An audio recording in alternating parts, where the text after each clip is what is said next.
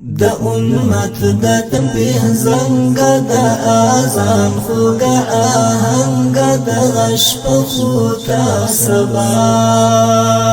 کړه د غش په خوتا سبا کړه ای مولا صاحب ملنګ ای مولا صاحب ملنګ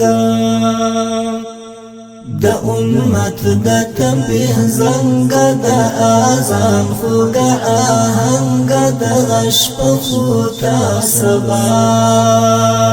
کړه د غش په خوتا سبا کړه ای مولا صاحب ملنګ ای مولا صاحب ملنګ خوب وړي او وړي تاراوی خوب وړي او وړي تاراوی کړمږ مړي د عمر د تورش رنگ تا آزاد کړل پرنګ تا آزاد کړل